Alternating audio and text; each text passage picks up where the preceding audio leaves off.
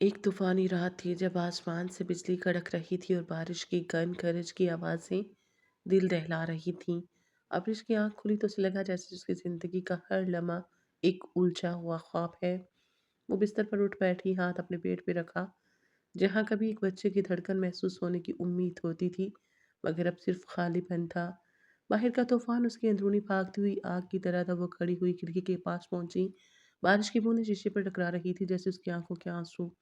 اللہ مجھے ایک موقع دے، ایک چھوٹی سی امید۔ اس نے سرگوشی کی اور اسی لمحے فون کی گھنٹی بجی۔ اسکرین پر جاب کا ایڈ نظر آیا جو اس کی قسمت بدلنے والا تھا۔ دل کی دھڑکن تیز ہو گئی۔ یہ اس کا موقع تھا، ایک نئی شروعات، ایک نئی زندگی۔ طوفان رک گیا جیسے اللہ نے سن لیا ہو، اور صبح کی پہلی کرن اس کے چہرے پہ پڑی۔ آج ابرش کا انٹرویو تھا۔ اس کمپنی میں جاب کا ایڈ اس نے ایک آن لائن سائٹ پر دیکھا تھا۔ کمپنی بہت بڑی تھی اور جاب ملنے کے چانسز اسے کم ہی لگ رہے تھے۔ بڑی بڑی کمپنیوں میں تو کتنے ہی لوگ جاب کے لیے انتظار میں بیٹھے ہوتے ہیں۔ یہ تو ابرش کی قسمت ہی تھی جسے اپلائی کرنے پر ہی اسے انٹرویو کی کال آ گئی تھی۔ ابرش اس وقت ایک عالیشان آفس کی ویٹنگ ایریا میں بیٹھی تھی۔ وہ بار بار اپنے ڈاکومنٹس چیک کر رہی تھی، ساتھ میں نظریں آس پاس کے لوگوں پہ ڈال رہی تھی۔ اس آفس میں ایک سے بڑھ کے ایک لڑکی اس جاب کے لیے انٹرویو دینے آئی تھی۔ یہ ملک کی جانی مانی کمپنیوں میں سے ایک تھی جس میں جاب ملنا ابرش کے لیے بہت بڑی بات تھی۔ آس پاس موجود لڑکیاں چہرے پر میک اپ ایسے لگائے ہوئے تھی جیسے وہ کسی پارٹی میں موجود ہوں۔ ایک لڑکی کو اس نے کہتے سنا ہے اس کمپنی کا جو مالک ہے مصطفیٰ شاہ، وہ بہت وجیح شخصیت کا مالک ہے، مگر مغرور شہزادہ ہے۔ تقریباً آدھے گھنٹے سے وہ لڑکی کی باتیں ہی سن رہی تھی جس میں ذکر صرف مصطفیٰ شاہ کا ہی تھا۔ ابرش کو ان باتوں میں کوئی دلچسپی نہ تھی۔ وہ تو بس اپنے ماں باپ کے لیے کچھ کرنا چاہتی تھی اور اپنے آپ کو مضبوط کرنا چاہتی تھی۔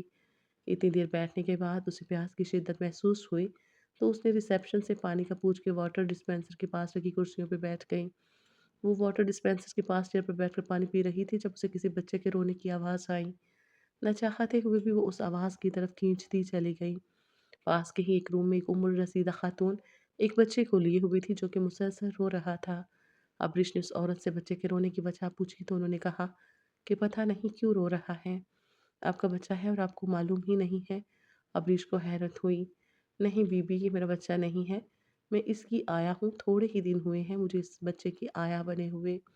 ابرش سے جب رہا نہ گیا تو اس نے بچہ ان کے ہاتھ سے لے کر اپنی گود میں لیا اور اسے خود میں بھینچا تو وہ چند ہی پل میں خاموش ہو گیا۔ ابرش نے اسے گلے سے لگا کر آنکھیں موند لی، ڈھیروں سکون نے اسے آن گھیرا۔ ایک بچے کی کمی نہیں تو اس کی ذات کو توڑ دیا تھا، ساتھ میں اس کے رشتے کو بھی۔ ایک حادثے میں وہ ماں بننے کی صلاحیت سے محروم ہو گئی تھی اور اس کا نکاح بھی ٹوٹ گیا تھا، اور اس کے بعد جیسے اس ممتا میں تشنگی تھی جو کم ہونے کا نام ہی نہیں لیتی تھی۔ یہ کیسا انصاف ہے، میں ایک بچے کے لیے تڑپی اور اللہ نے جسے اولاد کی نعمت سے نوازا ہے اس نے اپنی اولاد آیا کی گود میں ڈالی ہوئی ہے۔ ابرش نے سوچا۔ کافی دیر تک ابرش اس بچے کو گود میں لیے بیٹھی رہی، اور جب وہ بچہ سو گیا تو ابرش نے اسے چھال میں اچھے سے لپیٹ کر اس عورت کو دیا۔ ٹھنڈ کا موسم ہے اس لیے تھوڑی احتیاط کرنی پڑتی ہے، بچوں کی ہڈیاں کمزور ہوتی ہیں، آپ مالش کیا کریں ان کی۔ ابرش ایسے بول رہی تھی جیسے 4-5 بچوں کی ماں ہو۔ اس عورت نے اس لڑکی کا شکریہ ادا کیا جو محض 22 یا 23 سال کی ہوگی مگر اپنی عمر سے کئی بڑی باتیں کر رہی تھی۔ کمرے میں موجود سی سی ٹی وی کی مدد سے مصطفیٰ شاہ کی نظریں اسکرین پر اسے بہت غور سے دیکھ رہی تھیں، اور اب اس کے ذہن میں اس کی بیزان کی باتیں گونجی کہ اس دنیا میں اچھے لوگ بھی موجود ہیں اور کوئی ہو سکتی ہے جو کہ ذوالقرنین کو ایک ماں سے بڑھ کر پیار کرے گی۔ پھر چند پل میں ہی مصطفیٰ شاہ نے فیصلہ کر لیا اپنے بیٹے کے مستقبل کا، بغیر یہ سوچے کہ اس فیصلے میں کسی اور کی بھی زندگی جڑی ہے۔ ویٹنگ ایریا واپس آ کر بھی تقریباً 10 منٹ بعد اسے آفس میں بلایا گیا۔ مس ابرش فرمان صاحب، آپ اندر جا سکتی ہیں۔ کسی لڑکی نے اسے آفس میں جانے کا کہا تو وہ اپنا بیگ سنبھالتی دروازہ نوک کر کے آفس میں پہنچی۔ فائل تھوڑی دیر پہلے ہی اندر جا چکی تھی۔ سامنے جو بھی شخص تھا وہ چیئر مخالف سمت کے بیٹھا تھا اور اس کے ہاتھ میں ابرش کی ہی فائل تھی جسے وہ پڑھ رہا تھا۔ السلام علیکم۔ ابرش نے سلام کیا تو سامنے سے بھاری مردانہ آواز میں اسے بیٹھنے کے لیے کہا گیا۔ وہ بہت پریشان ہو رہی تھی کیونکہ سامنے بیٹھا شخص مسلسل خاموش ہی تھا۔ تھوڑی دیر بعد چیئر گھومی تو اس آدمی کا چہرہ ابرش نے دیکھا۔ براؤن گھنے بال اور براؤن ہی گھنی داڑھی مونچھیں اس کے صاف شفاف سرخ و سفید چہرے پر حد سے زیادہ جچ رہی تھی۔ اس پر اس انسان کی بھوری آنکھیں اور گھنی براؤن پلکیں جس میں ہر درجہ سنجیدگی تھی ابرش کو ایک پل میں چونکا دینے پر مجبور کر رہی تھی۔ وہ بالکل کہانیوں میں موجود شہزادوں جیسا تھا جس کا ہر لڑکی خواب دیکھتی ہے۔ मगर वो अब्रिश फरमान साहब थी, उसे अपने जज़्बात और एहसासात पर आम लड़कियों से कई ज़्यादा कंट्रोल था। फ़ौरन उसने नज़रों का ज़ाविया तब्दील करके अपनी फ़ाइल को देखने लगी। गंदनी, साफ शफ़ाफ रंगत और खड़े नाक नक्श की हामिल वो संजीदा चेहरा लिए अपनी बड़ी-बड़ी काली आँखों से सामने बैठे शख़्स के वजूद से थोड़ा घबरा रही थी। मुस्तफ़ा शाह उसकी नज़रों का महफ़ूज़ समझकर उससे बात करने का आगाज़ करने लगा। सो मिस अब्रिश फरमान साहब, आपकी क्वालिफ़िकेशन इस जॉब के लिए बहुत कम है, जबकि इस पोस्ट की डिमांड बहुत ज़्यादा है, तो हम आपको ये जॉब नहीं दे सकते। सामने बैठे मखरूज शख्स की बात सुन के अब्रिश ने कोई रिस्पॉन्स नहीं दिया और अपना हाथ अपनी फ़ाइल लेने के लिए बढ़ा दिया। नज़रें उसने अभी भी नीची की हुई थीं, मगर फ़ाइल की तरफ बढ़ता हाथ इस लफ्ज़ मगर पर रुक सा गया। जी, आपको ये जॉब नहीं मिल सकती, मगर मेरे लिए आपके लिए एक और जॉब है। अब्रिश को समझ ना आया वो शख्स किस जॉब के लिए बात कर रहा है। मुझे लगता है यहाँ और भी लोग मौजूद हैं इंटरव्यू के लिए और मुझे चलना चाहिए। मुस्तफ़ा शाह ने अब्रिश को जाते देखा तो मज़बूत लहजे में अब्रिश को दफ़्तियाफ़्त किया। मिस अब्रिश, इंटरव्यू जारी है और इंटरव्यू मेरे मैनेजर ले रहे हैं, जबकि मैं मुस्तफ़ा शाह इस कंपनी का मालिक हूँ। मैं ये छोटी-मोटी पोस्ट के लिए अपना वक़्त ज़ाया नहीं करता। तो फिर क्या मैं पूछ सकती हूँ कि मुझे इंटरव्यू वाले रूम में जाने के बजाय इस कमरे में क्यों बुलाया गया है? आपके लिए एक लाइफ़ टाइम जॉब है। उस पर सवालिया नज़रों से अब्रिश ने मुस्तफ़ा शाह को देखा। क्या आप मुझसे शादी करेंगी? ये कैसा सवाल है? दिमाग ठीक है आपका? अब्रिश एक झटके से खड़ी हो गई, फिर गुस्से से वापस पलटने लगी। जॉब की नौयत सुनती जाएँ, शायद इसमें आपका फ़ायदा हो। और एक बात और, ये ऑफ़र सिर्फ़ आज, अभी और इसी वक़्त तक महदूद है, तो कोई भी फ़ैसला करने से पहले सोच लें। मुस्तफ़ा शाह ने संजीदगी से कहा तो अब्रिश ने उसकी तरफ देखा। इशारा उसकी ऑफ़र सुनने का था। मुझे शादी करनी है, अपने लिए नहीं, अपने बेटे के लिए। मुझे बस उसके लिए एक माँ चाहिए। अगर आप हाँ करती हैं तो हमारे बीच एक लाइफ़ टाइम कॉन्ट्रैक्ट होगा, जिसमें दुनिया के लिए आप मेरी बीवी होंगी। मगर सच ये होगा कि आपका और मेरा एक-दूसरे से कोई वास्ता नहीं होगा। आपको हर माह सैलरी मिलेगी, आपकी हर ज़रूरत पूरी होगी और साथ आपको रहने के लिए एक आलीशान ज़िंदगी मिलेगी। अब्रिश बस उसके चेहरे को देख रही थी कि कितनी आसानी से वो ये बात कर रहा है। मुझे आपकी ऑफ़र में कोई दिलचस्पी नहीं है, मैं आज, अभी और इसी वक़्त ये ऑफ़र ठुकराती हूँ। बात पर मुस्तफ़ा शाह ने गुस्से से अपने लब खींच लिए, क्योंकि आज पहली बार किसी ने उसकी बात की नफ़ी की थी। उसके बदले आपको मुँह मांगी कीमत भी दे रहा हूँ, फिर भी इनकार करेंगी आप? वैसे अजीब ही बात है। वो तलख़ लहजे में बोला, आपको अगर अपने बेटे की आया की ज़रूरत है तो मैं उसके लिए बोल रही हूँ कि मैं आया के तौर पे काम करने को तैयार हूँ, मगर मैं हरगिज़ शादी नहीं करूँगी। वो सर्द लहजे में बोली और फिर अपना बैग सँभालते हुए वहाँ से निकलती चली गई। मुस्तफ़ा शाह गुस्से से बेजुबान खाकर रह गया। हमेशा से ही मुस्तफ़ा शाह को हाँ सुनने की आदत थी, मगर उसने ये एक बार नहीं सोचा कि जिसे वो अपने बेटे की ज़िंदगी में लाना चाहता है, इस सब में उसकी भी ज़िंदगी तो शामिल थी। तुम जो मर्ज़ी कर लो, शामिल तो तुम मेरी ही ज़िंदगी में होगी, ये मैं फ़ैसला कर चुका हूँ। वो दिल ही दिल में उससे मुख़ातिब हुआ, फिर फ़ोन पर अपने मैनेजर को इंस्ट्रक्शन देने लगा। अब्रिश घर पहुँची तो अम्मी वो अपने कमरे में मौजूद थे, तो अब्रिश भी खामोशी से अपने कमरे में चली आई। उसे रह रहकर मुस्तफ़ा शाह पर गुस्सा आ रहा था। वो होता कौन है मेरी ज़िंदगी का फ़ैसला करने वाला? मगर वो बच्चा, वो कैसे उस साया के पास रहेगा? वो तो उसे ठीक से सँभाल भी नहीं पा रही थी। मुझे क्या, उसका बेटा है, मैं क्यों किसी की औलाद की फ़िक्र करूँ? मगर वो बच्चा था कितना मासूम और बहुत प्यारा भी। उसका बाप एक अकड़ू इंसान है, उसमें उस बच्चे का क्या कसूर? मगर मैं कैसे एक ऐसे इंसान के साथ ज़िंदगी गुज़ार सकती हूँ, जिससे मेरा कोई वास्ता ही नहीं होगा? कैसे सिर्फ़ किसी नाम के सहारे मैं सारी ज़िंदगी गुज़ारूँगी? इससे तो बेहतर है कि मैं अकेली ही ज़िंदगी गुज़ारूँ। आबरिश अपने कमरे में इधर से उधर टहल रही थी और मुसलसल मुस्तफ़ा शाह और उसके बेटे के बारे में सोच रही थी। इस बात को तकरीबन 1 हफ़्ता से ज़्यादा हो गया था, मगर उसके बाद अबरिश ने जहाँ भी अप्लाई किया, वहाँ से उसे मायूसी के अलावा कुछ नहीं मिला और ये सब मुस्तफ़ा शाह की ही मेहरबानी का नतीजा था, जिससे अबरिश लाइल्म थी। 1 माह गुज़रने के बाद भी जब अबरिश को जॉब ना मिली, तो उसकी भाभी ने अपने भाई के रिश्ते का कहा, जिसको सुनकर उसके माँ-बाप परेशान हो गए, क्योंकि शमशा भाभी का भाई बहुत आवारा था और पहली बीवी ने उसकी मार-पीट से तंग आकर तलाक ली थी। उसका भाई भी अब भाभी का हमायती था। वो परेशान सी नम आँखों से एकटक सामने डूबते सूरज को महफ़ियत से देख रही थी कि उसके मोबाइल पर कॉल आने लगी। अनजान नंबर देख पहले अबरिश ने सोचा कि कॉल ना उठाए, फिर कुछ सोचते हुए कॉल रिसीव कर ली। मिस अबरिश फरमान साहब बात कर रही हैं? सामने से किसी लड़की की आवाज़ थी। जी, मैं ही अबरिश हूँ, आप कौन? जी, मैं शाह एंटरप्राइज़ेज़ से बोल रही हूँ। हमारे बॉस मुस्तफ़ा शाह आपसे मिलना चाहते हैं और जानना चाहते हैं कि आपने कॉन्ट्रैक्ट के बारे में क्या करना है। आपने हाँ या ना में जवाब नहीं दिया था। अबरिश ने कुफ़त से एक बार मोबाइल को देखा भी वो उस लड़की को खरी-खोटी सुनाती कि उसे एक बार फिर अपने माँ-बाप की बातें याद आईं। ठीक है, आप उनसे कहें मैं कल आकर उनसे बात करूँगी। अबरिश ने ये कहकर कॉल काट दी बगैर कोई जवाब सुने। जबकि अबरिश के जवाब पर मुस्तफ़ा शाह एक बार फिर आपे से बाहिर हो गया। ये मामूली सी लड़की समझती क्या है खुद को? मुझे एटीट्यूड दिखा रही है, मुझे मुस्तफ़ा शाह को। मुस्तफ़ा शाह ने एक बार फिर गुस्से से अबरिश को मुख़ातिब किया। अगर वो इस वक़्त ऑफ़िस में मौजूद होती तो मुमकिन था कि मुस्तफ़ा शाह का गुस्सा उस पर किसी लावे की तरह बरसता। इन दिनों में मुस्तफ़ा शाह ने कई इंटरव्यूज़ लिए थे ज़ुल्करनैन के लिए एक लाइफ़ टाइम मेड रखने की, मगर वो अबरिश जैसी ज़ुल्करनैन से मोहब्बत करने वाली एक लड़की भी ना ढूँढ पाया। जो भी लड़की आती थी वो उसे फ़ौरन ही रिजेक्ट कर देता। हर एक उसे सिर्फ़ एक जॉब की तरह लेना चाहता था और वो ऐसा नहीं चाहता था। वो चाहता था कि कोई एक अबरिश जैसी हो क्योंकि अबरिश के अंदाज़ में उसने मोहब्बत और ममता महसूस की थी जिसकी उसके बेटे को अशद ज़रूरत थी। तो एक बार फिर मजबूर होकर उसने अपने पीए को अबरिश को कॉल करने का कहा क्योंकि कंपनी में अप्लाई करते वक़्त उसने कॉन्टैक्ट के लिए अपना नंबर दिया था।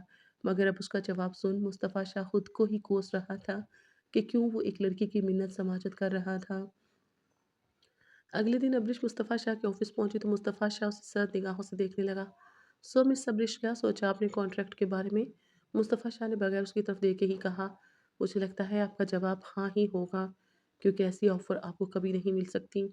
मुस्तफ़ा शाह की बातें सुन के अबरिश ने एक गहरी सांस लेकर बात का आगाज़ किया। मुझे आपको कुछ बताना है। जी कहें। मुस्तफ़ा शाह अब अबरिश की तरफ पूरी तरह मतवज्जो मरकूज़ किए हुए था। मैं एक तलाक याफ़्ता हूँ और तलाक की वजह अभी अबरिश कुछ और कहती मुस्तफ़ा शाह ने उसे बीच में ही टोक दिया। मुझे आप में या आपकी मासी में कोई दिलचस्पी नहीं है। मैंने आपको बस हाँ या ना कहने के लिए बुलाया है, मुझे जवाब चाहिए, हाँ या ना। मुस्तफ़ा शाह ने दो टोक अल्फ़ाज़ में कहा, मेरी कुछ शराइत हैं, अगर आप मानते हैं तो हाँ, अगर आपको एतराज़ हुआ तो मेरी तरफ से ना ही समझिएगा। इस रिश्ते और मुस्तफ़ा शाह के नाम की अब अबरिश को बहुत ज़रूरत थी मगर वो बिल्कुल भी ये बात मुस्तफ़ा शाह को जताना नहीं चाहती थी। बहुत कोशिशों से वो अपने लहजे को हमवार रख के मुस्तफ़ा शाह से बात कर रही थी, वरना अनजान लोगों के आगे उसकी कभी ज़ुबान नहीं चली। मगर अब तो ये उसकी पूरी ज़िंदगी का सवाल है तो उसे हिम्मत तो दिखानी ही थी ना। आपको एक आलीशान ज़िंदगी मिल रही है, शान-ओ-शौकत मिलेगी, इससे ज़्यादा क्या चाहिए आपको? मुझे आप जैसी शान-ओ-शौकत और आलीशान ज़िंदगी की कभी कोई ख़्वाहिश नहीं रही। ये मेरी ज़िंदगी का मामला है।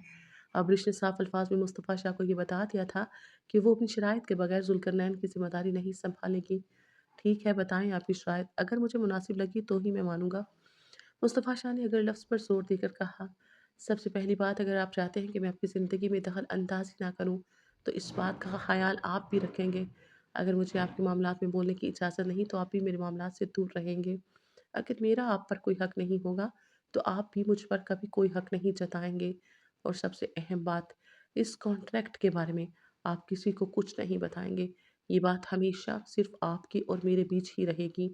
अब आखिरी बात, मैं एक इज़्ज़तदार घराने की लड़की हूँ और हर इज़्ज़तदार लड़की की जैसे शादी होती है, वैसे ही मेरी रुख़्सती भी मेरे घर से ही होगी, जिसके लिए आप अपने पेरेंट्स को मेरे घर लेकर आएँगे। अबरिश ने अपनी शराइत मुस्तफ़ा शाह के सामने रखी, तो मुस्तफ़ा शाह तनसिया मुस्कुराने लगा।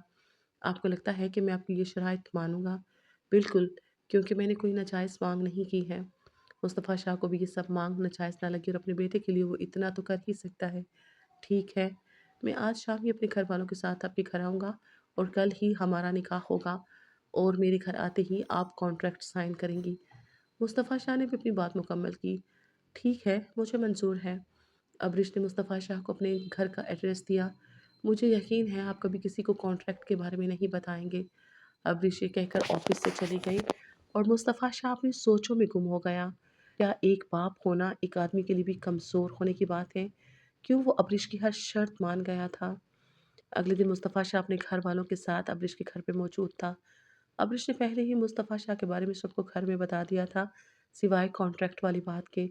उसने मुस्तफ़ा शाह का अपने बेटे के लिए शादी करने के बारे में भी बताया था। दोनों घरानों में बातचीत हुई और सभी काफ़ी हद तक मुतमईन थे। मीजान को अबरिश के घर वाले बहुत अच्छे लगे और अबरिश भी। और फरमान साहब को भी मुस्तफ़ा शाह बहुत भाया। मुस्तफ़ा शाह सबसे बहुत एहतराम से मिला। फ़ातिमा तो अपनी बेटी के लिए इतना अच्छा रिश्ता आने पर ही बहुत खुश थीं। फरमान साहब हम चाहते हैं कि बच्चों का निकाह कल ही हो जाए। असगर शाह ने असल मद्दुए की बात की। ये कैसे मुमकिन है असगर शाह, आप लोग रिश्ता आज लेकर आए और कल निकाह की बात कर रहे हैं। اصل میں فرمان صاحب پرسوں مصطفیٰ شاہ کو آئرلینڈ جانا ہے اور اسے وہاں کتنا ٹائم لگے یہ بتانا تھوڑا مشکل ہے۔ ذوالقرنین بہت چھوٹا ہے اور اسے ایک ماں کی ضرورت ہے۔ صرف اسی لیے ہم جلدی کر رہے ہیں۔ فرمان صاحب نے تھوڑا سوچا اور پھر اپریش کے لیے دوسرے آئے ہوئے رشتے کے بارے میں سوچ کر انہوں نے اللہ کا نام لے کر سب کو ہاں کر دی، اور اس طرح اگلے ہی دن اپریش اور مصطفیٰ شاہ کا نکاح سادگی سے کر دیا گیا۔ اپریش رخصتوں کا شاولہ آئی تو مصطفیٰ شاہ کی نظریں اسی پر تھیں۔ وہ دیکھنا چاہتا تھا کہ اپریش اس محل نما گھر کو کن نظروں سے دیکھتی ہے، مگر مصطفیٰ کی شاہ کی سوچ کے برعکس اپریش نے گھر کو نظر بھر کے بھی نہ دیکھا۔ اس نے صرف ذوالقرنین کو دیکھا، وہ چھوٹا سا بچہ کسی عورت کی گود میں تھا۔ ابرش نے محبت سے ذوالقرنین کو دیکھا تو بیچان نے میر کو اشارہ کیا کہ ذوالقرنین کو ابرش کو دے دے۔ میر نے بھی سر ہلا کے حکم پورا کیا اور ذوالقرنین کو ابرش کی گود میں دے دیا۔ ابرش نے ذوالقرنین کو گود میں لیتے ہی اسے پیار کیا۔ مصطفیٰ شاہ سب پر ایک نظر ڈال کر اپنے کمرے میں چلا گیا۔ کچھ دیر کے بعد ملازمہ سے کہہ کر بیچان نے اسے مصطفیٰ شاہ کے کمرے کی طرف بھیج دیا۔ ملازمہ نے دروازہ نوک کیا تو مصطفیٰ شاہ کی اجازت ملتے ہی ملازمہ ابرش کو لیے کمرے میں داخل ہوئی۔ سفینہ چاہو اسے ذوالقرنین کے روم میں لے کر جاؤ، مصطفیٰ شاہ نے کہا تو بیچان نے اندر داخل ہوتے ہوئے تنبیہ آمیز نگاہوں سے دیکھا اور پھر ملازمہ کو وہاں سے بھیج کر رخ مصطفیٰ شاہ کی طرف کیا۔ ابرش تمہاری بیوی ہے، اس رشتے سے وہ تمہارے کمرے میں ہی رہے گی۔ وہ الگ بات ہے کہ تمہارے جانے کے بعد وہ ذوالقرنین کے روم میں شفٹ ہو جائے گی، مگر اس سے پہلے وہ یہی رہے گی۔ بیجان نے دو ٹوک بات کی۔ بیجان آپ کو پتہ ہے یہ شادی میں نے کیوں کی ہے، اور اس کے آگے آپ مجھے کسی بھی چیز کے لیے پریشرائز نہیں کر سکتی۔ مصطفیٰ شاہ عالم نکاح کوئی مذاق نہیں ہوتا۔ بی جان یہ نکاح ایک مجبوری سے زیادہ کچھ نہیں ہے۔ مصطفیٰ شاہ نے بھی اپنی بات رکھی مگر بی جان کہاں ہار ماننے والی تھی۔ ابرش کو وہیں رہنے کا کہہ کر وہ وہاں سے چلی گئی اور ابرش جہاں کھڑی تھی وہیں کھڑی رہ گئی۔ بی جان کے جانے کے بعد مصطفیٰ شاہ نے غصے سے ابرش کو صوفے پر بیٹھنے کا کہا۔ اب تم کیا وہیں کھڑی رہو گی؟ بیٹھو وہاں جا کر۔ ابرش خاموشی سے کمرے میں موجود 3 سیٹر صوفے پر جا کر بیٹھ گئی۔ مصطفیٰ شاہ نے ایک نظر ابرش کو دیکھا۔ سنہرے رنگ کی گھیردار فراک پاؤں تک آتی، سرخ رنگ کا دوپٹہ پہنے، کانوں میں چھوٹی مگر خوبصورت جھمکے پہنے، ہلکے میک اپ کیے میں وہ صوفے پر بیٹھی تھی۔ مصطفیٰ شاہ نے اس کے سامنے کانٹریکٹ کے پیپر رکھے۔ میں نے اپنی شرائط مانی، اب آپ بھی اپنی ذمہ داری پوری کریں۔ مصطفیٰ شاہ نے اب کی بار لہجے کو ہموار رکھ کے کہا۔ ابرش نے بھی بغیر کچھ کہے ہی پیپرز پر سائن کر دیے۔ پیپر لے کر مصطفیٰ شاہ کمرے میں بنے اسٹڈی روم میں چلا گیا، جبکہ ابرش وہیں بیٹھی رہی۔ قریب 2 گھنٹے بعد مصطفیٰ شاہ کمرے میں واپس آیا تو دیکھا ابرش وہیں صوفے پر اسی پوزیشن میں بیٹھی تھی جیسے وہ اسے چھوڑ کے گیا تھا۔ مصطفیٰ شاہ کچھ کہتا اس سے پہلے ہی ابرش نے گھڑی پہ ٹائم دیکھ کر مصطفیٰ شاہ کو مخاطب کیا۔ اس وقت مجھے لگتا ہے آپ کے گھر والے سو چکے ہوں گے۔ آپ مجھے ذوالقرنین کا کمرہ دکھا دیجیے، کون سا ہے؟ میں وہیں جانا چاہتی ہوں۔ ابرش کا ایسا مغرورانہ انداز دیکھ مصطفیٰ شاہ کا دل کیا کہ اسے خوب باتیں سنائے، مگر پھر چپ چاپ ابرش کو ذوالقرنین کے کمرے کو بتایا تو ابرش بغیر مصطفیٰ شاہ کی طرف دیکھے کمرے سے چلی گئی۔ پتہ نہیں خود کو سمجھتی کیا ہے۔ اتنا بول کے مصطفیٰ شاہ اپنا لیپ ٹاپ لیے بیٹھ گئے اور اسکرین پر ذوالقرنین کے کمرے میں موجود خفیہ کیمرے کی ویڈیو آن کی۔ اسی کیمرے کی مدد سے وہ ذوالقرنین پر ہر وقت نظر رکھتا تھا۔ ابرش کمرے میں آتے ہی ذوالقرنین کو گود میں لیے بیٹھ کے اس کے ساتھ کھیلنے لگی۔ مصطفیٰ شاہ کافی دیر تک ان دونوں کو دیکھتا رہا، پھر ذوالقرنین کو سلانے کے بعد خود بھی سونے کے لیے لیٹ گئی تو مصطفیٰ شاہ نے لیپ ٹاپ کو بند کیا اور خود بھی سونے کے لیے بیڈ کی جانب بڑھ گیا۔ کچھ دنوں کے بعد مصطفیٰ شاہ اپنے کام کے سلسلے میں ملک سے باہر چلا گیا تھا۔ وہاں پر اسے تقریباً 4 مہینے لگے تھے۔ جب وہ واپس آیا تو ابرش کو دیکھ کر تھم سا گیا۔ وہ کیپری کے ساتھ شارٹ شرٹ پہنے بہت حسین لگ رہی تھی۔ اس سر جھٹک کر بمشکل اس سے نگاہیں ہٹا پایا۔ بیجان کے حکم کی وجہ سے کچھ دیر اس کے کمرے میں رہتی تھی، مگر جیسے ہی سب سوتے وہ ذوالقرنین کے کمرے میں چلی جاتی۔ لیکن وہ 2 دن میں اسے کافی زِچ کر چکی تھی۔ ہر بات کا جواب دینا ضروری سمجھتی تھی۔ تمہاری طلاق کی وجہ غالباً تمہاری یہ زبان ہوگی نا، کچھ زیادہ ہی لمبی ہے۔ وہ چڑ کے بولا تو ابرش کا چہرہ غصے سے سرخ ہو گیا۔ آپ ہوتے کون ہیں مجھے جج کرنے والے، اور صرف آپ ہی کو بولنے کا حق ہے، مجھے کوئی نہیں۔ اگر آپ کسی کو باتیں سنا سکتے ہیں تو سننے کی ڈالیے۔ وہ تب کر بولتی وہاں سے چلی گئی۔ وہ پیچھے محض غصے سے پیچ و تاب کھا کر رہ گیا۔ اگلے دن آفس میں کافی زیادہ کام تھا، وہ پورا دن کافی مصروف رہا۔ شام کو گھر پہنچا تو تھکاوٹ کافی زیادہ تھی۔ تھکن کی وجہ سے مصطفیٰ شاہ بیڈ پر لیٹتے ہی سو گیا تھا۔ اب اس کی آنکھ بھوک کی شدت سے کھلی تو رات کے 8 بج رہے تھے۔ مصطفیٰ شاہ واش روم فریش ہونے چل دیا۔ کچن میں عالیہ بیگم نے اپنی نگرانی میں مصطفیٰ شاہ کا پسندیدہ کھانا بنوایا۔ کھانا بالکل ریڈی تھا تو عالیہ بیگم نے ابرش کو مصطفیٰ شاہ کو جگانے اور کھانے کے لیے بلانے کا کہا۔ تو ابرش سر ہلا کے مصطفیٰ شاہ کے کمرے کی طرف چل دی۔ زیادہ کچھ نہیں کرنا، اگر وہ سو رہے ہوں گے تو انہیں آواز دے دوں گی کہ اٹھ جائیں اور آ کر کھانا کھائیں، اور اگر جاگے ہوئے ہوں گے تو دروازے سے ہی بول کر واپس آ جاؤں گی۔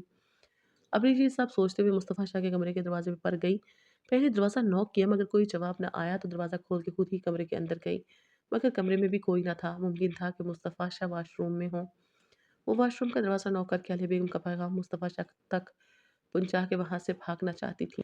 मगर हाय रे किस्मत! जैसे ही उसने वॉशरूम का दरवाज़ा नॉक करने के लिए हाथ उठाया, उसी वक़्त मुस्तफ़ा शाह ने दरवाज़ा खोल दिया। मुस्तफ़ा शाह व्हाइट ट्राउज़र पर बगैर शर्ट के गले में तौलिया डाले फ्रेश सा वॉशरूम के दरवाज़े पे था। अबरिश ने उसे देख के फ़ौरन रुख फेर लिया। वो आपको मम्मा खाने के लिए बुला रही हैं। अबरिश ये कहकर कमरे से भागने लगी कि अचानक मुस्तफ़ा शाह ने उसका हाथ पकड़ के उसे अपनी जानिब खींचा। मुस्तफ़ा शाह की इस हरकत पर अबरिश की सांस बंद होती महसूस हुई। मैं जब से आया हूँ तुम मुझे गुस्सा दिला रही हो। कुछ ज़्यादा ही ज़ुबान नहीं चलने लगी। मुस्तफ़ा शाह की इतनी कुर्बत पर अबरिश बुखला सी गई। मैंने क्या कहा? मुझे मम्मा ने कहा था कि आपको कहूँ कि खाना खाने आ जाएँ। अबरिश ने बहुत मुश्किल से अल्फ़ाज़ अदा किए। मुस्तफ़ा शाह के पास से शावर की भीनी-भीनी खुशबू आ रही थी जिसे अबरिश पूरी तरह महसूस कर सकती थी और उसे वो खुशबू मदहोश कर रही थी। अपनी लिमिट में रहो और मुझसे दूर रहो, समझी तुम? मुस्तफ़ा शाह ने उसके बाजू पर गिरफ्त और मजबूत की तो अबरिश दर्द की शिद्दत से कराह उठी। मुझे दर्द हो रहा है। अबरिश बस इतना ही बोल पाई मगर मुस्तफ़ा शाह पर तो जैसे कुछ असर ही नहीं हो रहा था। मैंने तुम्हें पहली मुलाकात में ही ये बात बावर करवा दी थी कि मुझसे और मेरे मामलात से दूर रहना। मगर तुम्हारे तो कुछ ज़्यादा ही पर निकल आए हैं। मुस्तफ़ा शाह ने नखुवत से अबरिश को देखा जिसकी आँखों से आँसू बहकर उसके गाल पे आ गया। आइंदा अगर तुमने मुझसे ज़ुबान दराज़ी की तो इससे भी ज़्यादा बुरा पेश आ सकता हूँ मैं। मुस्तफ़ा शाह ने झटके से अबरिश को खुद से दूर किया। अबरिश तेज़ी से कमरे से निकलती चली गई। खाना खिलाने के बाद ज़ुल्करनैन को उसने सुलाया और फिर बोझल दिल के साथ वो कमरे की तरफ चल दी, क्योंकि उसे मालूम था कि बेचारे ने भी खुद आकर देखना है कि वो अपने कमरे में गई है कि नहीं। मरे-मरे कदमों के साथ वो कमरे में आई तो मुस्तफ़ा शाह अपना लैपटॉप पर काम कर रहा था। वो धीरे से चलती हुई जाकर बेड किनारे बैठ गई। वो बार-बार टाइम की तरफ देख रही थी और कभी मुस्तफ़ा की तरफ। फिर जैसे ही घड़ी ने 12 बजाए तो वो उठकर बाहर जाने लगी। "किधर जा रही हो?" मुस्तफ़ा की गंभीर आवाज़ पर वो मुड़ के उसे देखने लगी। वो माथे पे बल डाले उसे ही देख रहा था। ज़ुल्करनैन के पास वो सर झटक कर बोलती, दरवाज़े के हैंडल को घुमाने ही लगी थी कि वो गुस्से से लैपटॉप को साइड पे रखता उठकर पास आया और ज़ोर से दरवाज़े को दोबारा से बंद किया। वो नासमझी से उसे देखने लगी। ये क्या बदतमीज़ी है? ये सामान मेरा होना चाहिए, कब तक चलेगा ये सब? ये मेरे साथ चुल-बिल्ली का खेल खेलना बंद करो, बीवी हो तो बीवी बन के रहो। वो दाँत पीस के बोला तो वो हैरानगी से उसे देखने लगी। आप शायद भूल रहे हैं कि मेरे और आपके बीच डील हुई थी और हमारी शादी एक कॉन्ट्रैक्ट पर हुई थी। और वो कॉन्ट्रैक्ट क्या था, आप भूल गए हैं क्या? मैं आपकी बीवी सिर्फ़ नाम की हूँ, आप ना तो मेरे ऊपर कोई हुक्म चला सकते हैं और ना ही मैं आपके साथ यहाँ रहने की पाबंद हूँ। वो तेज़ लहजे में बोली, मुझे इस तरह चैलेंज मत करो। और कौन-सी डील? ये वाली डील? वो कहता हुआ मुड़ा और साइड टेबल से उसने कॉन्ट्रैक्ट पेपर निकाल कर उसके टुकड़े-टुकड़े कर दिए और बास्केट में फेंक दिए। वो बेयकीनी से उसे देखे जा रही थी। वो उसके दोनों बाजुओं को जकड़े दीवार से चिपकाता, उसकी डायरेक्ट आँखों में देखने लगा। किस चीज़ का गरूर है तुम्हारे अंदर? शक्ल-सूरत अल्लाह ने बस वाजिबी सी दी है। मेरे सामने तो बिल्कुल आम लगती है। फिर मुझे इग्नोर करने की हिम्मत कैसे होती है तुम्हारी? मुझे देखकर लड़कियाँ साँस लेना भूल जाती हैं और तुम ऐसे दिखाती हो जैसे तुम्हें कोई फ़र्क ही नहीं पड़ता। ये एटीट्यूड किस बात का है ज़रा मुझे भी बता दो। वो उसके बाजुओं पर दबाव बढ़ाते हुए बोला, मुझे दर्द हो रहा है मुस्तफ़ा, छोड़िए मुझे। वो गुस्से से बोलती खुद को छुड़वाने की कोशिश कर रही थी और साहिराना आंखों में नमी सी दौड़ने लगी जो एक पल के लिए मुस्तफ़ा की धड़कन को रोक गई। वो बेइख्तियार झुकता हुआ उसकी आंखों पर अपने लब रख गया। वो ज़ोर से आंखें मीच गईं। उसके याकूती नरम व मुलायम लब कँपकँपा रहे थे। वो तड़प कर उसके हिसार से निकलने लगी तो मुस्तफ़ा ने उसके बाजुओं से जकड़े उसे ज़ोर से बेड पे पटका और उस पे झुकता उसे अपनी बाहों में कैद कर गया। वो उसके हिसार से निकलना चाह रही थी मगर उसका नर्म व नाज़ुक वजूद मुस्तफ़ा की मज़बूत गिरफ़्त और तवाना वजूद के सामने बरबरी मट्टी साबित हुआ। कुछ ही देर में वो उस पर हावी होता, उसकी सारी मज़ाहमतों को रायगां करता चला गया। अपनी ख़्वाहिश पूरी करने के बाद वो पुरसुकून सा सो चुका था और अबरिश की सिसकियाँ कमरे में गूंज रही थीं। कुछ देर के बाद उसने सर उठाकर उसे देखा। "अगर तुम्हें अपने रोने का शुगल पूरा करना है तो तुम जाओ यहाँ से, प्लीज़ मुझे डिस्टर्ब मत करो।" वो बेज़ारी भरे लहजे में बोला तो अबरिश अपने मुँह पे हाथ रख के अपनी सिसकियों को दबाती हुई उठकर बाहर निकल गई। ज़ुल्करनैन के पास आकर वो कितनी देर वहाँ बेड से टेक लगाए रोती रही। उसे मुस्तफ़ा से इस हरकत की बिल्कुल तवक्को नहीं थी मगर मुस्तफ़ा ने उसके साथ इस रिलेशन को उसकी रज़ामंदी के बगैर आगे बढ़ाया था, जिसमें ना तो मोहब्बत थी और ना ही किसी किस्म की अपनायत। सुबह को वो उठी तो उसका पूरा बदन बुखार से दर्द कर रहा था, मगर वो खुद को सँभालती ज़ुल्करनैन के सारे काम कर रही थी और शायद वो दुःख सह-सह कर इस कदर ढीठ हो चुकी थी कि अब उसे किसी चीज़ से फ़र्क ही नहीं पड़ता था। शाम को वो आलिया बेगम के कहने पर खाना तैयार करने लगी کیونکہ مصطفیٰ کی چھوٹی بہن اپنی اسٹڈی کمپلیٹ کر کے لندن سے آج واپس آ رہی تھی۔ اس نے کھانا کس طرح تیار کیا وہی جانتی تھی، اور رات تک اس کی طبیعت مزید خراب ہو چکی تھی۔ ملازمہ نے اسے کتنی بار آرام کرنے کے لیے کہا، مگر وہ اسے ٹالتی ہوئی اپنا کام کیے جا رہی تھی۔ کچھ ہی دیر میں لاؤنج میں سب اکٹھے ہو چکے تھے۔ مصطفیٰ کی دونوں بڑی بہنیں بھی اپنے شوہر اثرات اور بچوں کے ساتھ آ چکی تھیں۔ اس نے ملازمہ کے ساتھ کھانا لگایا اور سب لوگ ڈائننگ ہال میں بیٹھے کھانا کھانے لگے۔ کسی ایک نے بھی اس کے بارے میں نہیں پوچھا تھا، اور پوچھتے بھی کیوں؟ جب اس کے شوہر کو ہی اس کی پرواہ نہیں تھی تو کسی اور نے کیا کرنی تھی؟ کھانا کھانے کے بعد وہ چائے بنا کر ٹرے تھامے لوننگ روم میں آئی، مگر اس کے ہاتھ کپ کپا رہے تھے۔ بمشکل اس نے سب کو گرین ٹی دی، اور مصطفیٰ کو جیسے ہی اس نے پکڑائی تو دونوں کی نگاہیں ملیں تو مصطفیٰ کے دل میں ایک پل کے لیے ملال سا آیا، مگر وہ سر چھٹک کر کپ پکڑنے لگا تو ہاتھ ابرش کے ہاتھ سے مس ہوا تو مصطفیٰ کو اس کا ہاتھ چلتے ہوئے انگارے کی مانند لگا۔ اس نے چونک کر اس کی جانب دیکھا، مگر تب تک وہ وہاں سے واپس پلٹ گئی۔ اس نے رات کا کھانا بھی نہیں کھایا تھا، اور جب وہ بستر میں لیٹی تو ہوش و حواس سے بیگانی ہوتی چلی گئی۔ مصطفیٰ رات گئے تک اپنے آفس کا کام کرتا رہا، اور پھر سونے سے پہلے اس نے کیمرے میں ذوالقرنین کو دیکھا تو وہ رو رہا تھا، اور اس کے پہلو میں سوئی بے خبر ابرش کو دیکھ اس کا غصہ بڑھ گیا۔ وہ غصے سے لیپ ٹاپ کو بند کرتا ہوا کمرے میں گیا اور ذوالقرنین کو بازوؤں میں تھامے ابرش کے کندھے کو ہلاتے ہوئے پکارنے لگا، مگر وہ غنودگی میں ہوں ہاں کیے جا رہی تھی۔ مصطفیٰ نے غصے سے پاس پڑا ہوا پانی کا جگ پورا اس پر الٹایا تو وہ ایک دم سے اٹھ کر بیٹھ گئی اور بمشکل آنکھیں کھول کر مصطفیٰ کو دیکھنے لگی، کیونکہ غضبناک انداز میں اسے دیکھ رہا تھا۔ تمہیں اس بچے کے لیے یہاں پر لایا گیا ہے، اگر تمہیں اس کی پرواہ نہیں کرنی تو مجھے بتا دو۔ وہ غصے سے پھنکارا۔ ابرش نے ٹائم دیکھا تو 3 بج رہے تھے، اور یہ وقت ذوالقرنین کے دودھ پینے کا ہوتا تھا۔ وہ بمشکل اٹھی اور اپنے کام پتے وجود سے نیچے کی جانب بڑھ گئی، مگر ابھی وہ تیسری سیڑھی پر ہی تھی کہ اس کی آنکھیں بند ہوتی چلی گئیں اور وہ سیڑھیوں سے نیچے گرتی چلی گئی، اور ساتھ ہی اس کی دلخراش چیخوں سے شاولہ گونج اٹھا تھا۔ اس کی چیخوں کی آواز سن کر سب لوگ اپنے اپنے کمروں سے نکل آئے۔ مصطفیٰ بھی ذوالقرنین کو لے کر نیچے کی جانب بھاگا تو وہ زمین پر بے ہوش پڑی تھی۔ ارے یہ کیسے گر گئی؟ عالیہ بیگم نے ہڑبڑا کر پوچھا۔ مصطفیٰ جلدی سے ذوالقرنین کو ملازمہ کو پکڑاتے ہوئے اس کی جانب لپکا، اور جیسے ہی اس کو تھاما تو وہ آگ کی مانند دہک رہی تھی۔ اسے تو بخار ہے، اس کا ماتھا چھوتے ہوئے بے چینی سے بولا، اور ساتھ اس کے ماتھے سے نکلتے خون کو روکنے کے لیے اس کا دوپٹہ رکھا۔ صبح سے بخار تھا بی بی جی کو، میں نے کتنی بار ان کو کہا کہ کام نہ کریں، مگر وہ کہہ رہی تھی کہ کچھ نہیں ہوتا، اتنا سا بخار تو ہوتا ہی رہتا ہے، اور شاید تھکاوٹ کی وجہ سے بخار زیادہ ہو گیا۔ ملازمہ کی بات پہ وہ لب کھینچ کر جلدی سے اسے گود میں اٹھاتا باہر کی جانب لپکا۔ کچھ ہی دیر میں وہ اسے لے کر ہاسپٹل پہنچا تھا۔ اس کے اثر رسوخ سے جلد ہی اسے ایڈمٹ کر لیا گیا۔ پوری رات گزر کر صبح ہو چکی تھی۔ اس نے گھڑی پہ ٹائم دیکھا تو 10 بج چکے تھے۔ آفس میں اس نے اپنے مینیجر کو سب سنبھالنے کا کہہ کر ایمرجنسی وارڈ کے دروازے کے شیشے کے پار سے ابرش کو دیکھا، جو ہوش و حواس سے بیگانہ لیٹی تھی۔ کچھ 1 بجے کے قریب اسے ہوش آیا تو جیسے مصطفیٰ کی جان میں جان آئی تھی۔ کچھ ہی دیر میں اسے روم میں شفٹ کر دیا گیا تھا۔ مصطفیٰ نے فون کر کے اس کے والدین کو وہیں بلا لیا۔ اس کی ماں اس کے پاس تھی اور وہ انہیں خیال رکھنے کا کہہ کر اپنی میٹنگ اٹینڈ کرنے کے لیے آفس چلا گیا، مگر آفس جا کر بھی اسے چین کہاں تھا۔ اس کا دل ابرش میں ہی اٹکا ہوا تھا۔ 5 بجے میٹنگ ختم ہونے کے فوراً بعد وہ سیدھا ہاسپٹل ہی پہنچا تھا۔ وہ جب اندر داخل ہوا تو ابرش ٹیک لگائے بیٹھی تھی اور اس کی والدہ اس کو سوپ پلا رہی تھی۔ وہ سلام کرتا ہوا سامنے صوفے پر بیٹھ گیا۔ کیسی طبیعت ہے تمہاری اب؟ وہ اس کی طرف دیکھتے ہوئے بولا تو اس نے محض سر اسبات پہ ہلا دیا۔ کچھ دیر کے بعد اس کی والدہ جب باہر گئی تو وہ چلتا ہوا اس کے پاس آ کر بیٹھ گیا۔ تم نے بتایا کیوں نہیں تھا تمہاری طبیعت ٹھیک نہیں ہے؟ وہ پاس آ کر سنجیدگی سے بولا تو وہ پھیکے سے انداز میں مسکرا دی۔ اتنی چھوٹی موٹی تکلیف پر میں واویلا نہیں کرتی، اور ویسے بھی مجھے عادت ہی نہیں ہے کسی کو اپنا دکھ بتانے کی۔ وہ تلخ لہجے میں بولی، سوری، مجھے معلوم نہیں تھا کہ تمہاری طبیعت ٹھیک نہیں ہے، اور میں نے غصے سے تمہارے اوپر پورا جگ پانی کا ڈال دیا۔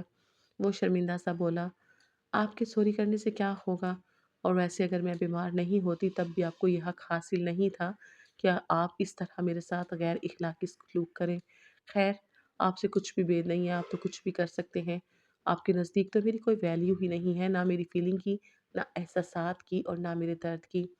پرسوں رات آپ نے اپنی منمانی کرتے ہوئے اپنا حق لے لیا، اور کل رات اپنے بیٹے کی ذمہ داری میں غفلت برتنے پر سزا بھی دے دی۔ अगर वो मेरा सगा बेटा होता, तब भी यही करते क्या? यकीनन नहीं करते, क्योंकि फिर आपको पता होना था उस पर मेरा भी हक है। मगर अब आपको यही लगता है कि मेरा उस पर कोई हक नहीं है, मैं सिर्फ़ एक आया हूँ। वो करब से बोलती जा रही थी और उसके अल्फाज पर मुस्तफ़ा शर्म से पानी-पानी हो रहा था। खैर छोड़िए इन बातों को। मैंने घर में फ़ोन किया था, ज़ुल्करनैन बहुत ज़्यादा रो रहा है। आप प्लीज़ घर चले जाएँ, वो आहिस्ता से बोली तो वो चौंक गया। कोई बात नहीं, घर में सब लोग हैं, वो सँभाल लेंगे, मुझे तुम्हारे पास रहना चाहिए। वो निगाहें चुरा कर बोला, मैंने कहा ना मुझे आपकी ज़रूरत नहीं है और यहाँ मेरी माँ हैं, मुझे सँभाल सकती हैं, मगर उसे सँभालने के लिए घर में कोई नहीं है। आप प्लीज़ जाइए घर। मैं वैसे भी शादी का माहौल है तो सब लोग बिज़ी हैं और ज़ुल्करनैन को मुलाज़िमों के हवाले करना मुझे मुनासिब नहीं लगता। वो स्पाट लहजे में बोली, तो तुम्हें लगता है मेरी फैमिली उसे सँभाल नहीं सकती? वो तलख़ लहजे में बोला, मैंने ये कब कहा? ये बात तो कुछ महीने पहले आपने ही कही थी ना जब आपने मुझे प्रपोज़ किया था। पहली बार आपका बेटा ऑफ़िस में ही देखा था। अगर आपकी फैमिली सँभाल सकती, तो आप उसे ऑफ़िस ना लेकर आते। उसने सच में उसे आईना दिखाया था। वो लब भींच कर कुछ पल उसे देखता रहा, फिर गुस्से से उठकर बाहर निकलता चला गया। समझती क्या है खुद को? मेरी फैमिली के बारे में इस तरह बात करेगी। माना कि कल रात मेरी गलती थी, मगर उसका ये मतलब नहीं है कि ये मुझे सुनाई ही जाएगी। वो गुस्से में खुद से बातें करते हुए आगे बढ़ रहा था। कुछ ही देर में उसकी गाड़ी विला के सामने पहुंची और वो अंदर दाखिल हुआ तो लाउंज में सब लोग बैठे चाय पीने के साथ साथ कपड़ों के बारे में डिस्कशन कर रहे थे। वो भी स्टाम करता हुआ उनके पास बैठ गया। हम लोग शॉपिंग के लिए जा रहे हैं तो तुम चलोगे साथ? उसकी बड़ी बहन ने पूछा तो वो लब खींच कर कुछ पल उन्हें देखता रहा। जुल्करनैन कहाँ है? वो उनकी बात का जवाब देने के बजाय जुल्करनैन का पूछने लगा। वो कमरे में ही होगा, अपने मुलाजिमा पास ही है उसके। आलिया बेगम ने लापरवाही से जवाब दिया। आप अच्छी तरह जानती हैं कि मुझे मुलाजिमों पर कोई भरोसा नहीं होता। फिर भी आपने उसे सारा दिन मुलाजिमा के हवाले किए रखा। वो सर्द लहजे में बोला, क्या हो गया, दिमाग ख़राब है तुम्हारा? मैंने तो आज तक तुम लोगों को कभी नहीं सँभाला था, हमेशा आया वग़ैरह आप लोगों को देखती थी और तुम्हें ये लगता है मैं तुम्हारे बच्चे को देखूँगी, मुझे उसके अलावा और कोई काम नहीं है? आलिया बेगम ने नागवारी से जवाब दिया। आपने हमें बचपन से ही आया के हवाले किया, इसलिए तो मैं अपने बच्चे को हवाले नहीं करना चाहता। जो मैंने महरूमियाँ देखी वो मैं अपने बच्चे में नहीं देखना चाहता था, इसलिए मैंने ये शादी की। वो अगर बीमार है तो कुछ दिन आप ख़याल नहीं रख सकते क्या? वो इंतहाई कड़वे लहजे में बोला, पता नहीं तुम्हारे अंदर ये कौन-सी मिडल क्लास सोच है जो तुम्हें चैन नहीं लेने देती। अपने साथ-साथ दूसरों को भी घुमाए रखते हो। इसीलिए कहा करती थी ना, बीजान की सोबत में कम रहो। अपने जैसा बना दिया है उन्होंने तुम्हें। आलिया बेगम ने मुँह बनाकर कहा तो वो गुस्से से उठकर अपने कमरे की जानिब बढ़ गया। वो कमरे में आया तो मुलासिमा मज़े से टीवी देख रही थी और ज़ुल्करनैन वहीं कारपेट पर नीचे सोया हुआ था। उसके कपड़े भी इंतहाई गंदे लग रहे थे। उसे देखते ही मुलासिमा हड़बड़ा कर उठी। दफ़ा हो जाओ कमरे से। तुम लोगों को न जाने किस चीज़ की तनख्वाह मिलती है। जाओ। वो अपना गुस्सा मुलाजिम पर निकालते हुए बोला तो वो घबरा कर बाहर की जानिब भागी। उसकी ऊँची आवाज़ सुनकर जुलकर उठकर भाँ-भाँ करके रोने लगा था। उसने जल्दी से उसे गोद में उठाकर चुप करवाना चाहा, मगर वो चुप ही नहीं हो रहा था। मम्मा, वो रोते हुए बोला तो मुस्तफ़ा एकदम साकत रह गया। वो आज अपना पहला लफ्ज़ बोला था। वो 1 साल का होने वाला था मगर कुछ भी नहीं बोलता था, क्योंकि प्रीमेच्योर होने की वजह से वो दूसरे बच्चों की बनिस्बत हर चीज़ में पीछे ही था। उसने बैठना भी बहुत मुश्किल से स्टार्ट किया था और अभी भी वो चलना स्टार्ट नहीं हुआ था और आज उसने पहला लफ्ज़ बोला था और वो भी मम्मा। वाह रे! माँ के चमचे, 4 महीनों में ही माँ का हो गया और बाप जिसने इतने महीनों से तुम्हारे साथ वक़्त गुज़ारा उसे भूल ही गए हो। वो बड़बड़ाता उसे उठाकर कंधे से लगाकर इधर-उधर चलते लोरी गाने लगा जो कि अब्रिश को गाते हुए सुना था। मगर वो चुप होने के बजाय और रोने लगा था। अब की बार उसने चिढ़कर उसका मुँह साफ किया और बैग में कपड़े और डायपर रखने के बाद उसे कंधे से लगाए बाहर की जानिब बढ़ गया। कुछ ही देर में वो हॉस्पिटल में मौजूद था। वो जब अंदर दाखिल हुआ था तो फ़ातिमा बेगम नमाज़ अदा कर रही थी जबकि अब्रिश सो रही थी। उसने पास जाकर ज़ुल्करनैन को उसके साथ बिठाया तो ज़ुल्करनैन अपने नन्हे-नन्हे हाथों से उसका चेहरा छूते कलकारियाँ मार रहा था। अब्रिश के किसी मीठे से एहसास से जैसे आँख खुली तो अपने पास बैठे ज़ुल्करनैन को देखकर वो मुस्कुरा दी। फिर उसे अपने ऊपर बिठाते उसे गुदगुदाया तो वो खिलखिलाकर हँसने लगा। मुस्तफ़ा मुतमईन सा मुस्कुराता हुआ उन्हें देख रहा था। फिर वो उसे अपनी गोद में लिए उठकर बैठ गई। आप इसे यहाँ क्यों ले आए? मेरी तबीयत ठीक नहीं थी और मैं नहीं चाहती کہ اسے کوئی انفیکشن ہو مجھ سے، اور ویسے بھی بچوں کو اس طرح ہاسپٹل میں نہیں لانا چاہیے۔ وہ ذوالقرنین کے بالوں میں انگلیاں پھیرتے ہوئے پریشانی سے بولی، تو پھر کیا کرتا تم ہی بتاؤ؟ رو رہا تھا اتنا، کسی کو کوئی پرواہ نہیں تھی۔ تم نے سچ ہی کہا تھا، میری فیملی کو کوئی پرواہ نہیں ہے اس کی، وہ تلخ لہجے میں بولا۔ کوئی کسی کے لیے کچھ نہیں کرتا اس دور میں، اور ان میں سے ہر ایک اپنی جگہ درست بھی ہے۔ وہ کیوں آپ کے بچے کو سنبھالیں؟ کوئی کسی کے بچے کو نہیں سنبھالتا، یہ آزمائی ہوئی بات ہے۔ میں اس کی اسٹیپ مدر ہوں، شاید میں بھی اوروں کی طرح مکمل ہوتی تو اسے ویسے پیار نہیں دے پاتی، یا شاید میری نیچر ایسی ہے، مجھے کچھ نہیں پتا۔ اس کے چہرے پہ کرب بڑے تاثرات تھے، اور مصطفیٰ چونک کر اسے دیکھنے لگا۔ اوروں کی طرح مکمل مطلب؟ مصطفیٰ نے پوچھا تو وہ تلخ انداز میں مسکرا دی۔ کیا کریں گے جان کر؟ آپ نے ہی تو کہا تھا کہ میری ماضی سے کوئی لینا دینا نہیں ہے، وہ افسردہ لہجے میں بولی۔ مصطفیٰ اسے کتنی دیر غور سے دیکھتا رہا، شاید اس کے چہرے پہ کچھ کھوجنا چاہ رہا تھا، مگر اس کے چہرے پہ صرف تکلیف دہ تاثرات تھے۔ پھر سر چٹک کر وہ ذوالقرنین کے کپڑے نکالنے لگا۔ اس کے کپڑے کافی زیادہ گندے ہوئے تھے، میں ساتھ آیا ہوں، سو پلیز وائپ سے صاف کر کے اس کو چینج کر دو گی؟ مصطفیٰ نے پوچھا تو وہ بمشکل بیڈ سے اٹھنے کی کوشش کرنے لگی، مگر تکلیف سے زور سے آنکھیں میچ گئیں۔ مصطفیٰ نے اسے تھام کر واپس لٹا دیا۔ آئی ایم سوری، میں کچھ زیادہ ہی شاید خود غرض ہو گیا ہوں۔ تم آرام کرو، کوئی بات نہیں، میں خود کوشش کرتا ہوں، مصطفیٰ نے کہتے ہوئے اس کے کپڑے اتارنے چاہے، مگر ذوالقرنین اس کے سخت ہاتھ لگنے پر بھاں بھاں کر کے رونے لگا تھا۔ فاطمہ بیگم نے سلام پھیرتے ہوئے مصطفیٰ کو سلام کیا، اور پھر پاس آ کر ذوالقرنین کو تھام لیا۔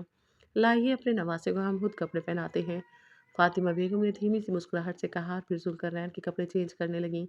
ذوالقرنین نے بغیر کسی مزاحمت کی ان سے کپڑے چینج کروائے تھے۔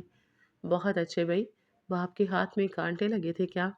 وہ چڑھ کر بولا تو برش کے ساتھ ساتھ فاطمہ بیگم بھی ہنس پڑی، اور انہیں ہنستا دیکھ کر ذوالقرنین بھی کھلکھلا کر ہنسا تھا۔ نہیں بیٹا، کانٹوں کی بات نہیں ہوتی، آپ کو چینج نہیں کرنے آتے ہوں گے، اور اس چکر میں آپ سے سخت لگ رہا تھا، جس کی وجہ سے بچہ رو رہا تھا۔ اب ہر کام کرنے کا ایک طریقہ ہوتا ہے، اور اس کام کو کرنے سے پہلے سیکھنا پڑتا ہے، ہم نے بھی ایسے ہی نہیں کر لیا تھا، فاطمہ بیگم نے اپنے اصلی نرم لہجے میں کہا تو مصطفیٰ گہرا سانس بھر کے رہ گیا۔ پھر کچھ دیر کے بعد اسے باہر جا کر کچھ کھانے پینے کا سامان لیا اور آ کر فاطمہ بیگم کو دیا۔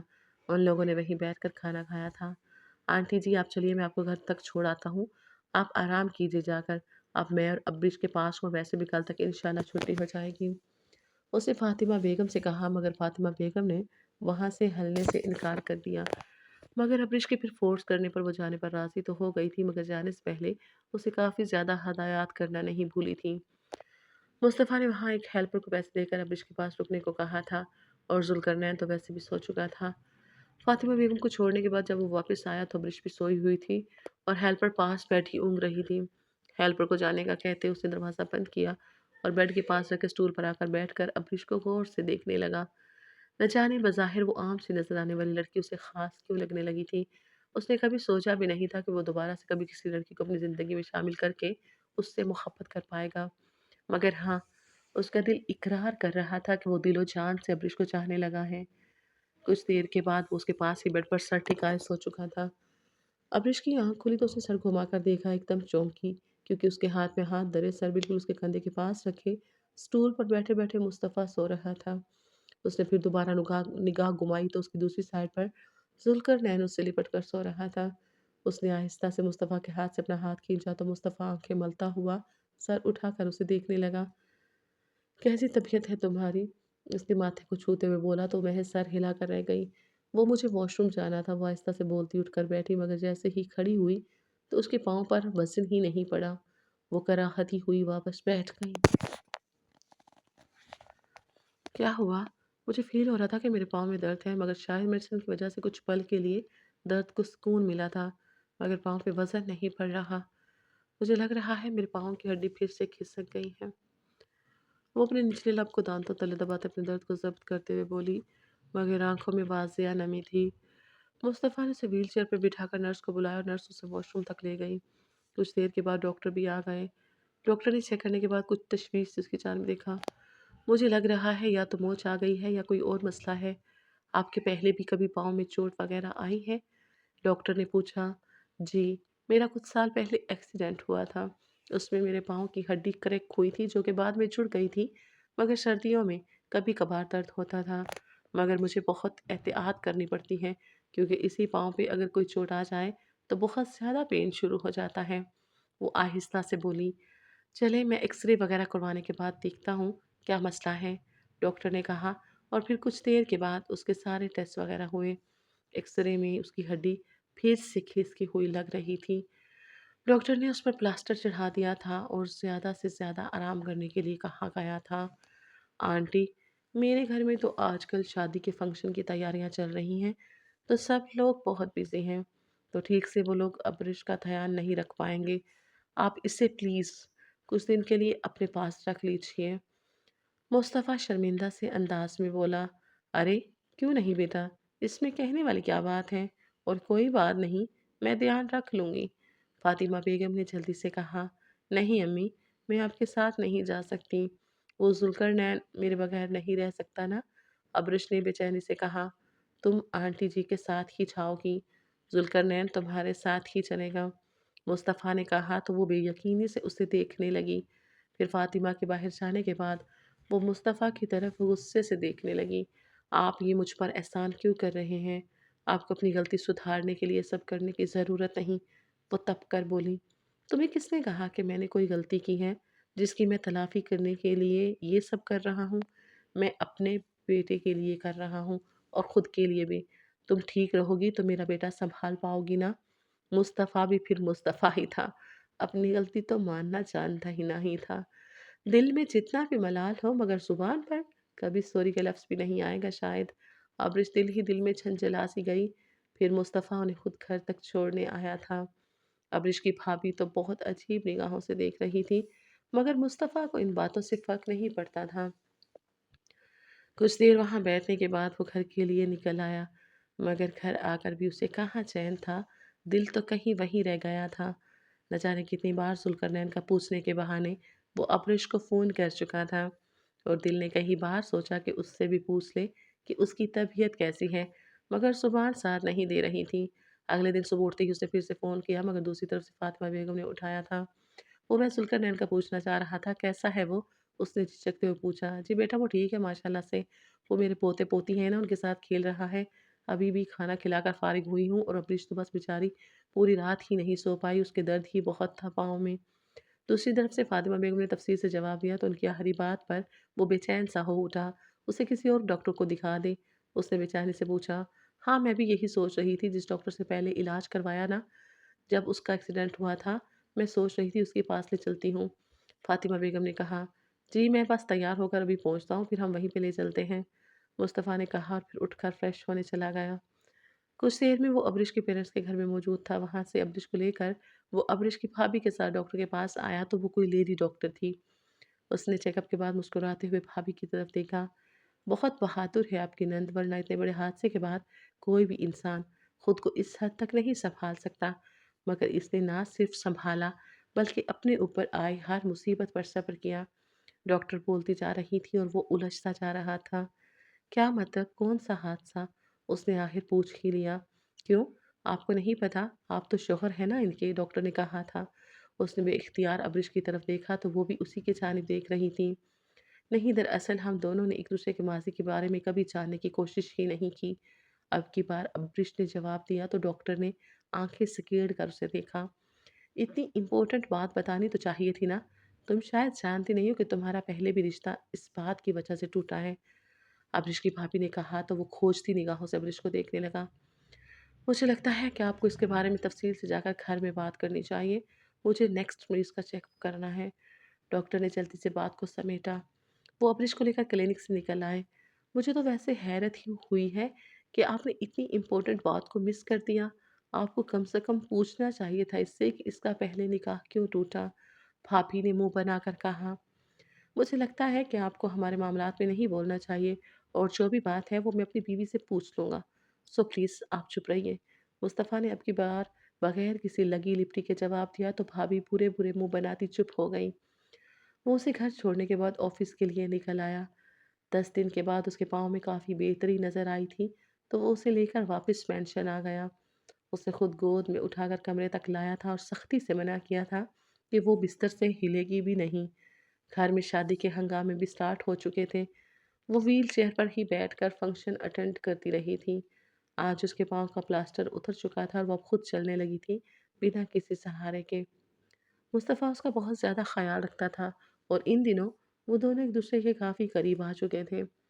वक़्त का काम है गुज़रना और वो गुज़रता ही चला गया। ज़ुल्करनैन 2 साल का होने वाला था और वो जब ज़ुल्करनैन की ज़िंदगी में आई थी तो तब ज़ुल्करनैन महज़ 6 महीनों का था और बहुत ही लाग़र और कमज़ोर था। मगर अब का ज़ुल्करनैन काफ़ी ज़्यादा हेल्दी और खूबसूरत था और उसमें अब्रिश का बहुत बड़ा हाथ था, क्योंकि उसने ज़ुल्करनैन पर अपनी जान निछावर कर दी थी। आज ज़ुल्करनैन की बड़ी धूमधाम से दूसरी सालगिरह मनाई गई थी, क्योंकि पहले की बार तो उसके पाँव में चोट लगी थी तो सिंपल से घर के लोगों ने ही केक कट करके मनाई थी। मगर इस बार उसने खुद सारे इंतज़ामात किए थे। फंक्शन से फ़ारिग होने के बाद अब्रिश के मेके के लोग भी सबके साथ बैठे ग्रीन टी पी रहे थे। मुझे लगता है कि अब तुम लोगों को ज़ुल्करनैन की बहन भी ले आनी चाहिए। अचानक से आलिया बेगम ने कहा तो बाकी सब भी उनकी हाँ में हाँ मिलाने लगे थे। आप दुआ कीजिए, क्योंकि मैं तो खुद चाहता हूँ कि मेरी भी प्यारी सी बेटी हो जो बिल्कुल अब्रिश जैसी हो। उसने गुमसुम से बैठी अब्रिश को देखते हुए कहा। अब्रिश की भाभी ठठा मार कर हंस पड़ी। बस फिर आप तीसरी शादी की तैयारी कर लें अगर बेटी की ख्वाहिश पूरी करनी है, क्योंकि ये तो वो बंजर ज़मीन है जहाँ पर कोई अनाज नहीं उगने वाला। अब्रिश की भाभी के अल्फाज पर सबके चेहरों के रंग मुतगय्यर हुए और मुस्तफ़ा बेयकीनी से उसे देख रहा था, जो कि कर्ब से आंखें मीच कर बैठी थी। इतना बड़ा धोखा! शर्म नहीं आई आप लोगों को इस तरह अपनी बाँझ बेटी का बोझ हम पर डालते हुए? आलिया बेगम ने चीख कर कहा। फिर मुस्तफ़ा की सब बहनें भी उन्हीं को ब्लेम करने लगीं और मुस्तफ़ा बस उसे ही देखे जा रहा था, जिसका चेहरा शिद्दत ज़ब्त से सुर्ख हुआ था। बस करें आप लोग, इसमें कसूर मेरा है, आप प्लीज़ अब्रिश को कुछ मत बोलिए। अब्रिश तो मुझे बताना चाहती थी मगर मैंने उसे कहा था कि मुझे उसके माज़ी में कोई इंटरेस्ट नहीं है और अब अगर किसी ने मेरी बीवी के बारे में एक लफ्ज़ भी बोला, तो उसके बाद मैं क्या करूँगा मैं खुद नहीं जानता। वो सर्द लहजे में बोला। अब्रिश एक झटके से उठी और वहाँ से अपने कमरे की जानिब बढ़ गई। मुस्तफ़ा उसके पीछे ही चला आया था। वो टेरेस पर रेलिंग पर हाथ जमाए ज़ब्त के कड़े मराहिल पर थी। मुस्तफ़ा ने रेलिंग से टेक लगाते उसके चेहरे की जानिब देखा। तो अगर रोना चाहती हो तो मेरी बाहों में आकर रो सकती हो, मुस्तफ़ा ने बोझिल लहजे में कहा। क्या कहूँ अब आपको, मुझे लगा था कभी भी आपको मुझसे औलाद की ख्वाहिश नहीं होगी, इसीलिए मैं भूल ही गई थी कि मैं बाँझ हूँ। वो तल्ख़ लहजे में बोली। शट अप बेवकूफ़ लड़की, खबरदार अगर तुमने खुद को बाँझ बोला। तुम्हारा ये दिल ममता से भरा हुआ है। तुमने जितनी केयर मेरे बेटे की है, इतनी शायद उसकी सगी माँ भी नहीं कर पाती। तुमने अपनी जान तक निछावर की है मेरे बेटे के लिए, अपनी मोहब्बत निछावर की है। तुम्हारे अंदर इतनी मोहब्बत, इतनी ममता है तो तुम बाँझ कैसे हुई? वो लोग बाँझ हुआ करते हैं जिनके पास देने के लिए कुछ नहीं होता लोगों को, जो सिर्फ़ दूसरों में ऐब तलाश करते हैं, जो सिर्फ़ अपना मुफ़ाद देखते हैं। तुम मुफ़ाद परस्त नहीं हो, ना तुम किसी की ऐब जोई करती हो, तुम मुकम्मल हो। अधूरे ही सब लोग हैं जो तुम्हें बाँझ समझ रहे हैं। पता है कुछ अरसा कबल मुझे भी अल्लाह से यही शिकवा रहता था कि आखिर मेरे साथ ही ऐसा क्यों हुआ? मुझसे मेरी मोहब्बत को छीन लिया, ज़ुल्करनैन से उसकी माँ को छीन लिया। मगर आज मुझे मालूम हुआ कि अल्लाह हमें अगर अधूरा करता है ना, तो हमारे ज़रिए किसी और को मुकम्मल करता है। जैसे मैं और मेरा बेटा तुम्हारे साथ मुकम्मल हुए और तुम हमारे साथ। क्या हुआ अगर हमारी बेटी नहीं होगी? हमारा बेटा है, अल्लाह उसकी लंबी उम्र करे। उसकी हम जब शादी करेंगे ना, तो जो उसकी बीवी होगी, वो हमारी बेटी ही तो होगी और हमारी ख्वाहिश भी पूरी हो जाएगी एक वक़्त पर, तो मैं अल्लाह की रज़ा में राज़ी हूँ। मुस्तफ़ा बोलता जा रहा था और अब्रिश के दिल में जैसे ठंडी मीठी फवार पड़ रही थी। बरसों का गुबार जो दिल में जमा हुआ था, वो एकदम से निकला और दूसरे पल वो उसके सीने से लगी फूट-फूट कर रो दी। बस मेरी जान, मुस्तफ़ा उसे दिलासा देते हुए अपनी बाहों में कैद कर गया। चाँद ने मुस्कुराते हुए ये मंज़र देखा था और फिर शर्मा कर बदलियों में छुप गया। 8 साल के बाद, "प्लीज़ जल्दी आ जाओ, हमें हॉस्पिटल पहुँचना है, वहाँ सब लोग हमारे मुंतज़िर होंगे।" मुस्तफ़ा ने उसे पुकारते कहा तो अब्रिश ने आईने में एक नज़र खुद को देखा। ब्लैक कलर की फुल स्लीव की साड़ी में कंधों पे शाल ओढ़े वो बहुत सोबर लग रही थी। वो सहज-सहज चलती हुई बाहर आई। आज उन्हें एक हॉस्पिटल में विज़िट के लिए जाना था और ये हॉस्पिटल मुस्तफ़ा ने ही बनवाया था। वो लोग हॉस्पिटल पहुँचे तो हॉस्पिटल की डैन ने उनका इस्तकबाल किया। मुख्तलिफ लोगों से मिलने के बाद वो लोग बाहर निकलने ही वाले थे कि कुछ पुलिस ख़वातीन एक औरत को लिए आती दिखाई दीं। वो औरत बिन मानी की मछली की तरह तड़प रही थी, उसके जिस्म पर कैदियों का लिबास था। डॉक्टर्स ने जल्दी से इस केस को हैंडल किया। क्या आप बता सकते हैं ये सब क्या है और क्यों है? उसने पूछा। जी, ये औरत अपने शौहर को कत्ल करके जेल पहुंची थी कुछ महीने पहले। कहती तो यही है कि वो उसे किसी के हाथों बेचने वाला था, इसलिए इसने उसे कत्ल कर दिया। मगर कत्ल तो फिर कत्ल होता है ना। अब उम्र कैद की सजा सुनाई गई थी मगर हामिला थी। अब एकदम से वहां काम करते हुए गिर गई। उस लेडी पुलिस ने बेजारी से उसे जवाब दिया था। वो अफसरदा सी हो गई और बार बार पलट कर उस औरत को देख रही थी, जिसके हद हाल बता रहे थे कि एक वक्त में इंतहा की हंसी रही होगी। कुछ देर में उस औरत को ऑपरेशन थिएटर में ले जाया गया था। मुस्तफ़ा, हम कुछ देर ठहर जाएं यहाँ, जब तक उसकी डिलीवरी होती है। उसने कुछ उम्मीद से पूछा तो मुस्तफ़ा ने कुछ सोचते हुए सर अस्पात में हिला दिया। कुछ देर में ऑपरेट से उसने एक लागर सी बच्ची को जन्म दिया, मगर बच्ची थी बहुत प्यारी। अब इसकी माँ की तबीयत बहुत ज़्यादा ख़राब है, कुछ कह नहीं सकते। हो सकता है वो बच ही ना पाए। डॉक्टर ने मायूसी से कहा तो अमरीश का दिल टूट सा गया।